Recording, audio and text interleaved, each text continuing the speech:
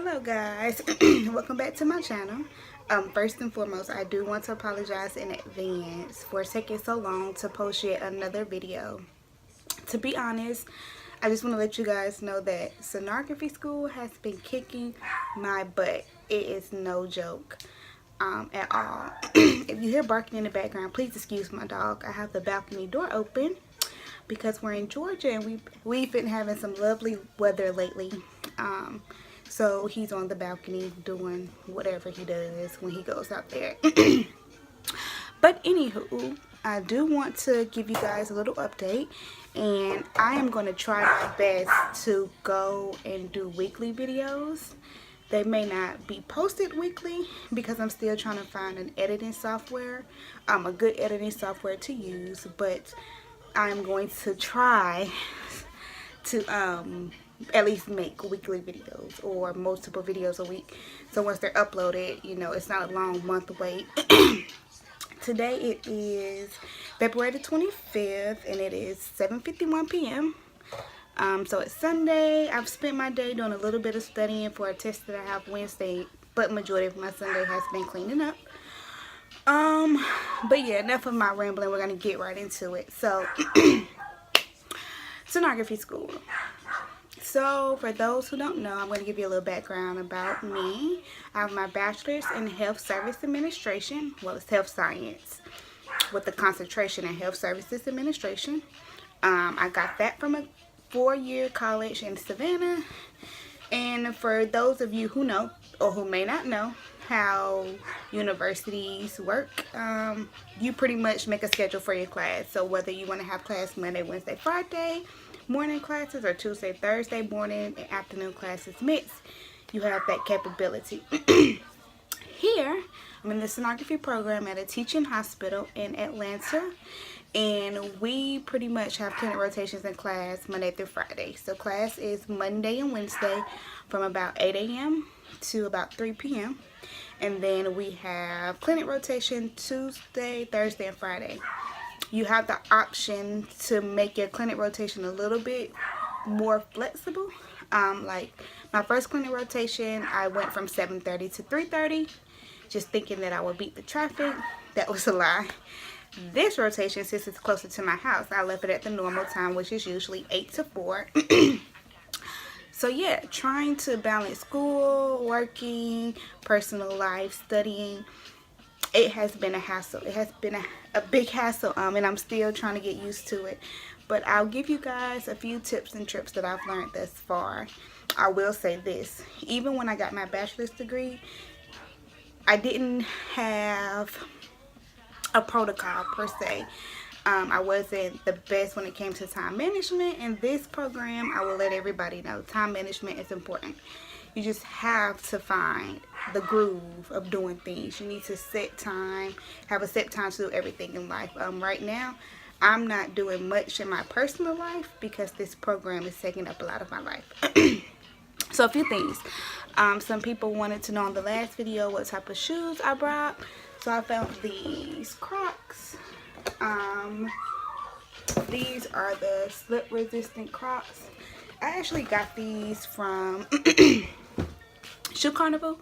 They were on sale when I got them. I think I paid like $40 for them. I think they're originally $50 or $60. Very comfortable shoes. I can get through the day pretty much without my feet hurting. I don't have a problem. One thing I will say, and this may just be in general, no matter what, if I'm standing for a long time like in one spot, my feet will start to hurt. But I just think that may be anything. But if I'm moving around at the hospital all day and I'm just moving, constantly moving, I don't have any problems when I come home. So to organize my life, this is what I use. I tried out the Erin Condren, and what I did was personalize my own like everybody else. And this is kind of what my February looks like. It's not all that detailed right now.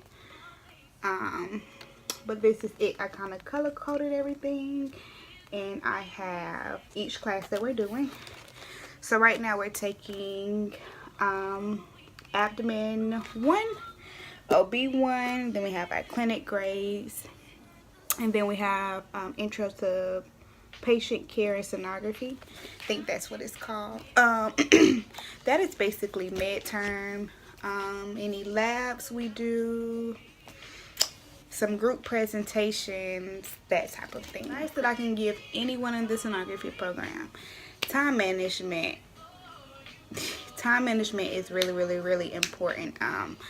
Me and a lot of my classmates are struggling with time management, just because for me this is a lot different. Don't get me wrong, I've been to a university that was tough and that was kind of hard, and I got through just fine. But I think when you're in class every single day, this is a full-time program, so we're pretty much dedicating from 8 to 4 our time to this program, not to include time that we're physically up.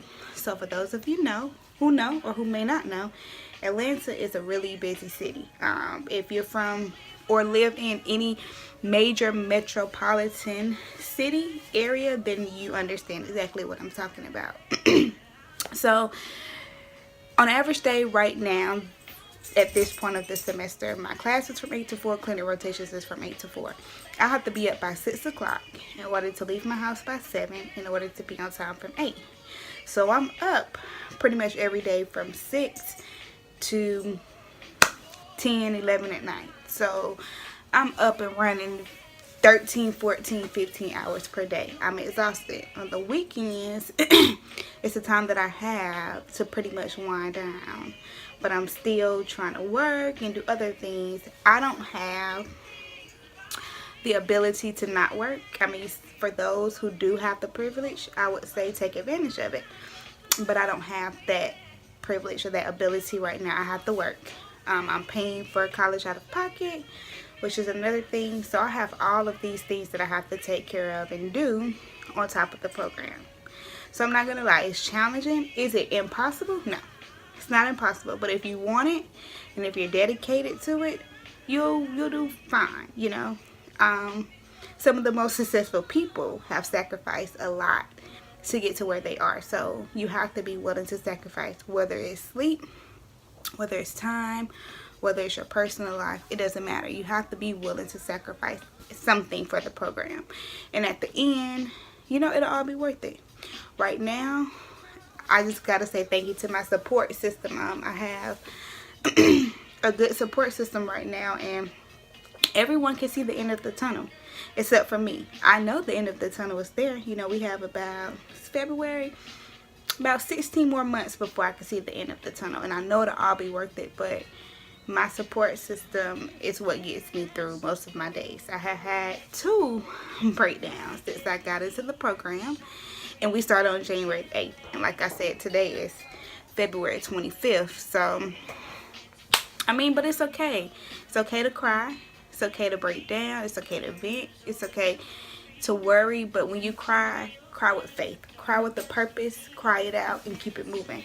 You know, don't go and sit in your pity. Because sitting in your pity is not going to help. If you fail the test, vent about it. Cry about it and move on.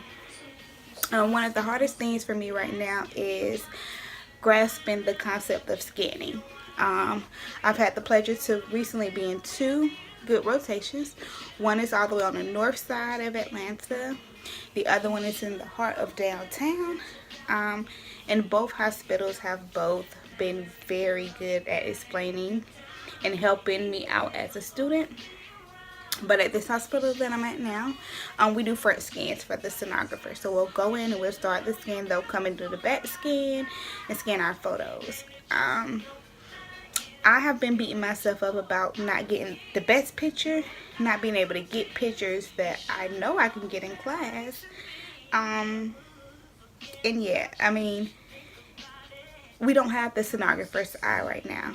And I'm hard on myself when it comes to the scanning portion, because it's like, I feel like I should know this. You know, I should know what I'm looking for in this liver or this pancreas or this gallbladder, or I should know how ascites look, or I should know how sludge look in a gallbladder. And that's just stuff that it comes with time. Having the sonographer eye isn't something that you would get in your first month, or second month, your third month of sonography school.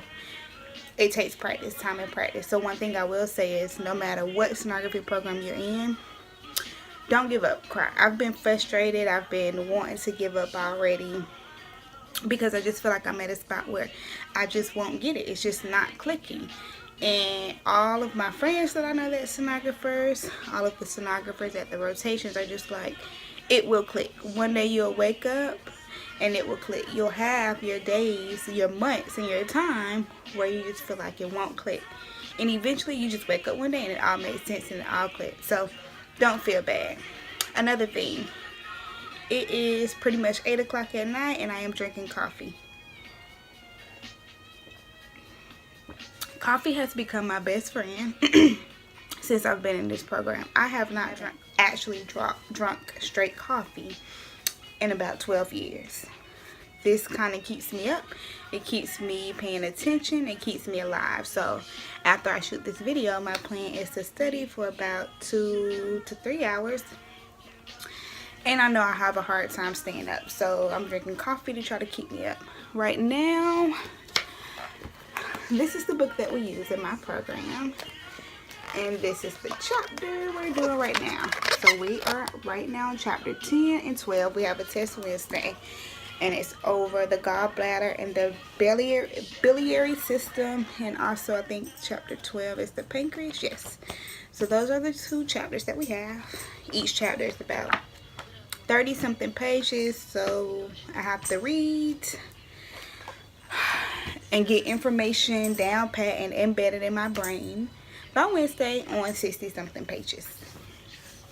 So yeah, sonography school right now has been a challenge. It has its pros and its cons, but the best thing I could tell you guys is stick to it. You got to keep faith. I don't know what anybody religious is on here, what you believe in, what you don't believe in, but what I would say is for those who believe in anything, pray. I mean, pray. You got to stay prayed up. You got to stay covered. And you just need a good support system. You don't need a big support system. A big support system isn't necessary. But a good one and a strong one is necessary. If you have friends that aren't in the medical field, that's not going through a sonography program, a nursing program, excuse me, a dentistry program, they can't always understand your struggle, your complaints, what you're going through, why you're crying, why you're breaking down. So it's good to always have someone, a classmate or a friend that's going through one of those programs or that has gone through one of those programs to vent to support also. Because if you have a friend that may be an education major, you know, don't get me wrong, every degree has its challenges. But when you compare something as a clinical medical field degree versus an education degree, they're not going to have to go through the same struggles. You know, anything medical is a lot harder. So if you get someone, if you can talk to someone or befriend someone that's in a medical field, then that'll be great. You need a support system. You need it. It's no way you can get through this program without one. As far as studying, I don't really do study groups. I'm not good at study groups. Right now, I haven't been able to obtain and get all the information embedded into my brain in enough time before the test to even go into a study group. Now, it's a group of us in my class, and one of the girls, she does like to study in a group, but I have declined each time because, like this test on Wednesday. Today is Sunday. And I have until Wednesday to know the information. Well, it's probably going to take me until Wednesday to get all the information embedded into my brain to where I'm comfortable.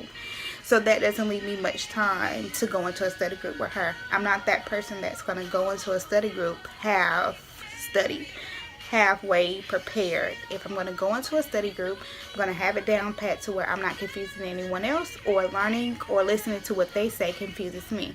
Now, the more I go into the program, or the further along I get into the program, I do plan every day to get better with this studying and to get this information down pat where we can go into a study group. Because I think it'll be beneficial for all of us to go over study groups. I'm hoping before our spring break, which is in the second week of March, I'll have my whole time management thing down pat. And when we come back, we'll have study groups. As far as testing, our tests are all multiple choice. Some of them have images on them. We had one test where we had the images on paper. The rest has been on the computer. I will say I have failed one test. My very first OB test, I failed it. I didn't do good on it. I beat myself up about it. It was more so of being a little bit underprepared and second guessing my questions. I'm that person when I test. A lot of times I'll go back and change certain answers because it's like I know the information, but I can't remember where I remember the information from or where the information goes. So I'll second guess myself and I'll go in and change my answers. Did that on the first OB test. Made a 67. So right now I have all A's and B's. I was able to get that bad grade in my OB class up to a B. So I have a B. I think I have 3 A's and 2 B's right now. So the goal is to bring those B's up to A's. The best set of advice I can give anybody that's in the sonography program. Be prepared to work hard. There's no slacking off. Read something every day. Like during spring break, I already have my mind made up that I'm going to start reading because the Monday following spring break and the rest of that week we have a total of 3 tests starting on Monday. Actually, we have 2 tests on Monday and 1 test on Wednesday. So I will be studying, but every day read something. Even if it's a little bit, read something. For those of you that's in the program or thinking about the program, the best advice I can give you is when you go to clinic rotation, take your scanning books or your lab notes. Because a lot of our lab notes will give us the normalities of these organs.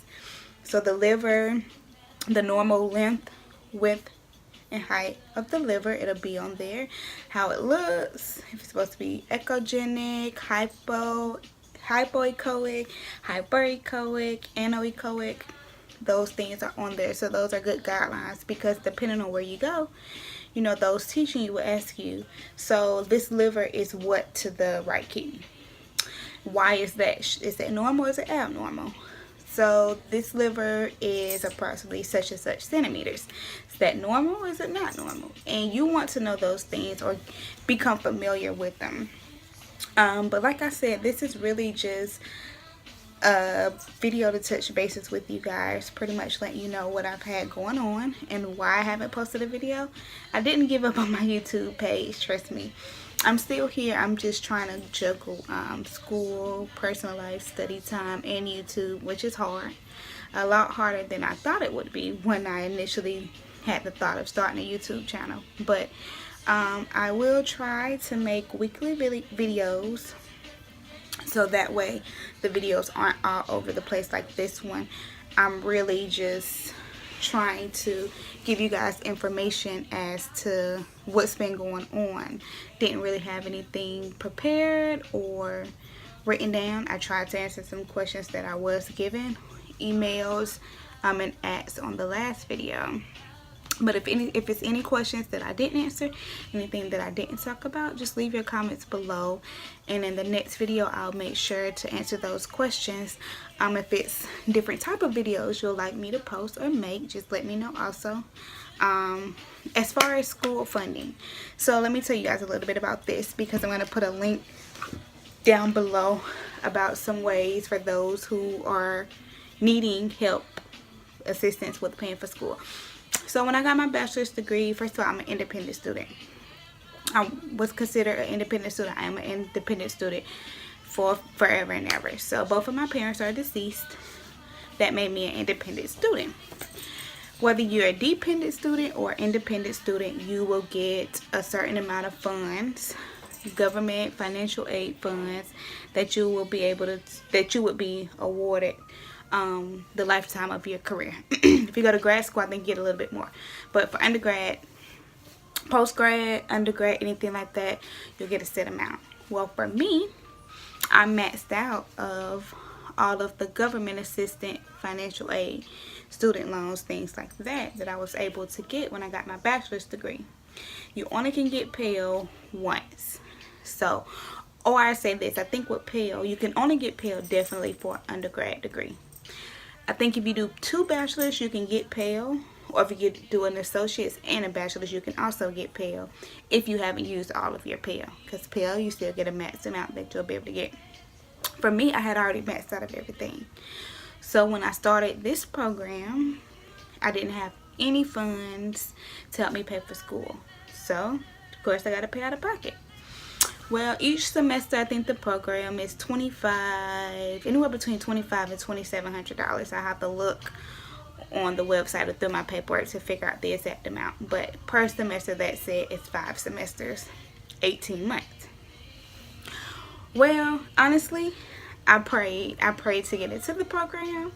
And when I prayed, I asked for acceptance in the program if it was for me. Because like I said in the previous video, I had already applied to 2 sonography programs previously. I didn't get accepted.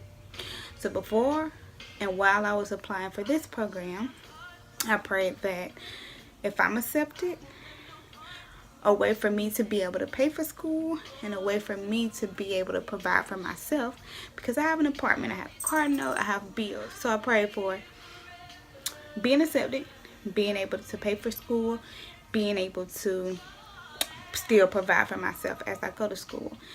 And when I tell you, at the last second, everything fell into place. So I applied. Well, actually, one of my friends hit me up and she said, "Hey, have you seen this scholarship?" And I was like, "No." She was like, "I think you should apply." It was a scholarship given by Candy of Escape, the group Escape. And it was a scholarship for single parents and children of a single parent home. Now for me, I wasn't 100% sure if I met the guidelines, because like I said, both of my parents are deceased. My mom died when I was 14. My dad died when I was 18. So technically, I guess my mom and my dad weren't married. You know, my mom raised us for the most part. We still had contact with my dad, and he still did for us, but our home was pretty much a single parent home. So I'm just like, well, does deceased, since when my mom was alive, when my parents were living, we were in a single parent home, does that still count even though both of my parents were deceased? And she was like, "I don't know, you have a unique case, but I think you still should apply." So I applied. I went on the website, I applied, and I was awarded the scholarship, one of the scholarships. So originally, she was giving away $50,000 in scholarships split amongst 12 people. Well, I'm going to assume that they got great candidates and a lot more people applied with great stories or great background, great essays, whatever the case may be. And they decided to give 30 people a scholarship.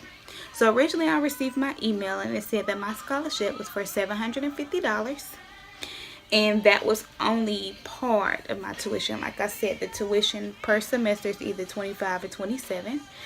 And once the lady at the financial aid office received the check, she was like, "You know that scholarship that you told me that was going to only be $750?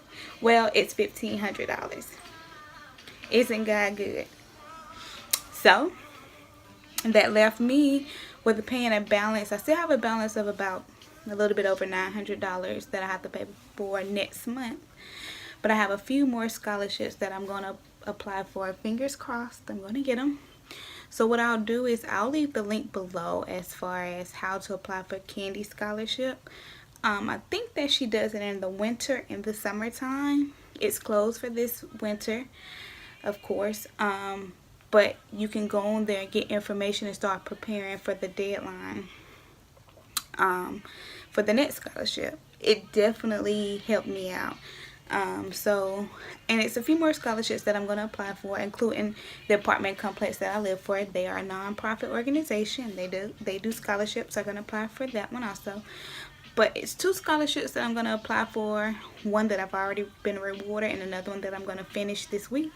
And I'll leave the link below as to the scholarships. And I hope that can help someone out who needs assistance. And it doesn't matter. You can be a grad, undergrad. You can be getting your master's degree, your doctorate's degree. There's no limitations. There's some people that were just getting certificates or just like going to phlebotomy programs and things like that. So anything could help. But yeah, I've been on here long enough rambling about my craziness. But yes, I did just want to give you guys an update and let you know that I haven't forgot about YouTube, that I'm still doing the channel. I had a few friends hit me up that's like, I can't find you on any social media, because right now I'm off of every social media except for Snapchat and Instagram, but I'm not posting anything on either one hardly. And they wanted to follow me on my journey because they want to apply and want to go to sonography school. So this isn't the first time, this isn't the last time that you'll see me, and hopefully you'll be able to see videos posted by me weekly. That's the plan. So if you're interested in following my sonography journey, make sure you like this video, give it thumbs up, and subscribe. Y'all have a good night. I forgot to show you guys, but these are the books we use for my program.